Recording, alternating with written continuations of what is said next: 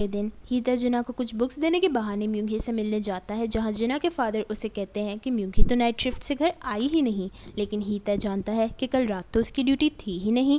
वो हॉस्पिटल पहुंचता है, जहां उसे ये पता चलता है कि म्यूंगी हॉस्पिटल भी नहीं आई है और ना ही उसने कॉल करके उन्हें कुछ इन्फॉर्म किया है। वो परेशान होकर सूर्य उनको कॉल मिलाता है, लेकिन उसे भी इस बारे में कुछ पता नहीं होता। वो उससे पूछता है कि क्या वो किसी ऐसी जगह के बारे में जानती है जहाँ म्यूंगी जा सकती है, कि इतने में वहाँ सूचन आ जाता है और गुस्से में सूर्य उनसे फ़ोन लेकर पटक देता है। वो सूर्य उनको हीता की कॉल्स लेने से मना कर देता है जब तक ये सारा मामला हल नहीं हो जाता। हीता पुलिस स्टेशन पहुंचता है, लेकिन वहां कोई उसकी बात को सीरियसली नहीं लेता, जिसके बाद वो म्यूंगसू के स्पोर्ट्स कैंप जाता है और उससे घर कॉल करके म्यूंगी का पूछने को कहता है। लेकिन उनके घर का फ़ोन डिसकनेक्टेड होता है, जिसके बाद हीता नाजू के लिए निकल पड़ता है। नाजू पहुंचने के साथ ही उसे रास्ते में म्यूंगी की दादी मिल जाती हैं, जो उसे कहती हैं कि उनका बेटा मरने वाला है और उसे मदद के लिए ज़बरदस्ती घर ले जाती हैं। वो दरअसल अपनी याददाश्त अक्सर खो बैठती हैं, जहां वो अपने बेटे यानी म्यूंगी के फादर किम हिन चुल की जवानी के दिनों में चली जाती हैं। हीता के उनके साथ घर पहुंचने पर उसे पता चलता है कि जैसा वो बता रही थी ऐसा कुछ नहीं था, बल्कि यही म्यूंगी का घर है। वो लोग साथ खाना खाते हैं, जिसके बाद हीता वहाँ से निकल जाता है, लेकिन वहाँ से वापसी पर उसे म्यूंगी नज़र आ जाती है। वो उसे बताता है कि वो उसके लिए परेशान था और ये कि सिर्फ इसलिए वो उसके घर आया। म्यूंगी उससे पूछती है कि उसे उसका एड्रेस कहाँ से मिला, जिस पर हीता उसे म्यूंगसू का बताता है। हीता उसे कहता है कि वो एक अलग ही इंसान लग रही है और उसका हाथ पकड़ता है, लेकिन म्यूंगी उसका हाथ झटक देती है। हीता बस उसे परेशान देख रहा होता है और वाकई म्यूंगी एक अलग इंसान तो लग रही होती है। यहाँ एक फ्लैशबैक देखने को मिलता है और हमें पता चलता है कि म्यूंगी का किडनैप और किसी ने नहीं बल्कि हुआंगी नाम ने किया था। वो उसे उसके जर्मनी जाने के हवाले से इंटरोगेट करने का तो कह रहा होता है, मगर म्यूंगी उसे पहचान जाती है और पूछती है कि क्या वो ये सब हीता की वजह से कर रहा है। सीन सुबह पर शिफ्ट होता है, जहां सूचन को म्यूंगी उसके ऑफिस के बाहर बैठी मिलती है। सूचन के पासपोर्ट ऑफिस कॉल करने के बाद उन्हें पता चलता है कि म्यूंगी का पासपोर्ट होल्ड पर रखवा दिया गया है। म्यूंगी फिर उसे बताती है कि ये सब हीता के फादर ने कराया है। सूचन को ये सुनकर शौक लगता है, लेकिन वो म्यूंगी को दिलासा देता है, पर वो वहाँ से चली जाती है। सूचन को उसके लिए बहुत बुरा लगता है। फ्लैशबैक खत्म होता है और म्यूंगी हीता से वापस जाने को कहती है। हीता अपना लटका हुआ मुंह लेकर वहाँ से चला जाता है और उसे कहता है कि वो उसका बस स्टेशन पर इंतज़ार करेगा।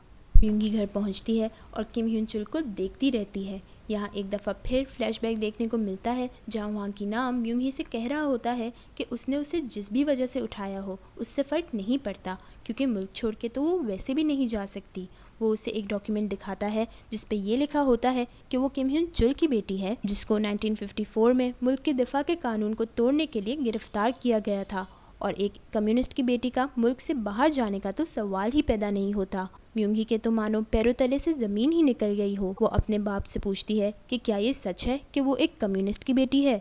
वो कुछ नहीं कहते, जिसके बाद म्यूंगी रो पड़ती है और उनसे कहती है कि सारी ज़िंदगी उसके साथ जो भी नाइंसाफ़ियाँ होती आई हैं उसके लिए वो हमेशा खुद को दोष देती रही। क्या वो उससे एक बार भी आकर ये नहीं कह सकते थे कि उसकी कोई गलती नहीं? और अगर वो उसे एक बार भी ये बता देते कि उसे क्यों इतनी खामोशी से जीने की ज़रूरत है, तो वो कभी भी अपनी ज़िंदगी से इतनी उम्मीदें ना लगाती। इन्हीं सब के चलते घर का फ़ोन बजता है और उसकी दादी चिल्लाने लगती है। यहीं आता है 1954 का फ्लैशबैक, जहाँ किम ह्यून चुल को कुछ लोग घर से उठा ले जाते हैं और खूब टॉर्चर करते हैं और उसके पैर पर गोली भी मार देते हैं, जिसकी वजह से वो इस दिन तक लंगड़ा कर चलता है। ये और कोई नहीं वहाँ की नाम होता है। वो उसे झूठी गवाही पर स्टैंप लगाने को कहता है, जिस पे ये लिखा होता है कि उसका बाप जंग के वक्त नॉर्थ कोरिया चला गया था और उसका लापता भाई दरअसल एक कम्युनिस्ट है जो कि उससे राब्ता रखे हुए है। प्रेजेंट डे में वापस आते हैं, जहाँ म्यूंगी की माँ उसे ये सारा किस्सा बता रही होती है।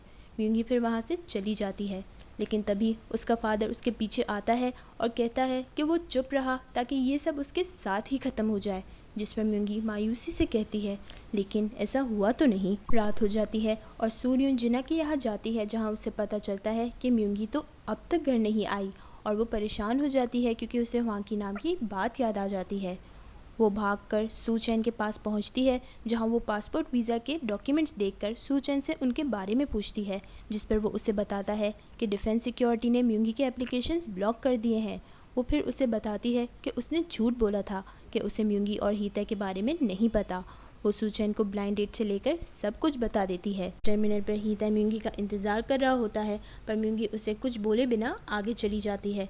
वो लोग फाइनली एक खामोश जगह पर पहुंचते हैं और हीता उससे पूछता है कि वो क्यों भाग रही है, जिस पर म्यूंगी उसे कहती है कि वो उसके साथ नहीं रहना चाहती, क्योंकि वो नहीं चाहती है कि उसे लोग ये कहे कि उसने अपनी दोस्त के मंगेतर को चुराया है।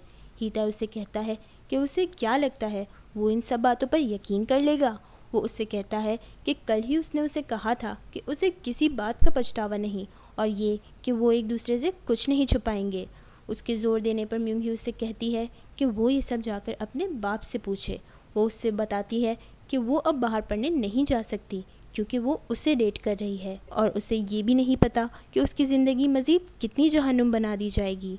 वो कहती है कि वो हीता से इसलिए भाग रही थी क्योंकि उसे उससे डर लगने लगा है, और वहाँ से चली जाती है। वो घर जाकर बहुत रोती है। वांकी नाम के घर आने पर पहले तो हीता बहुत ही कैजुअली उसे कहता है कि वो सिर्फ म्यूंगी के मुल्क छोड़ने से पहले थोड़ा टाइम पास करना चाहता था, और वांकी नाम को उस पर अपना टाइम ज़ाया करने की ज़रूरत नहीं थी, और ये कि वो उसे मुल्क छोड़ने दे, नहीं तो वो सारी ज़िंदगी हीता का पीछा नहीं छोड़ेगी।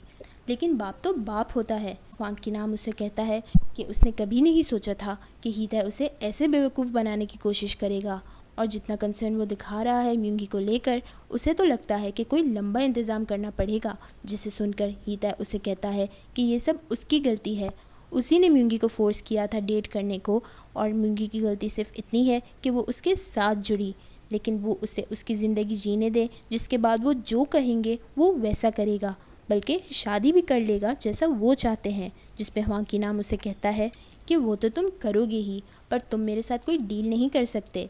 वो हीता से कहता है कि वो फ़ौरन सियोल निकले और उसके बुलाने से पहले वापस ना आए, और म्यूंगी का क्या बनता है ये उसके रवैये पर होगा।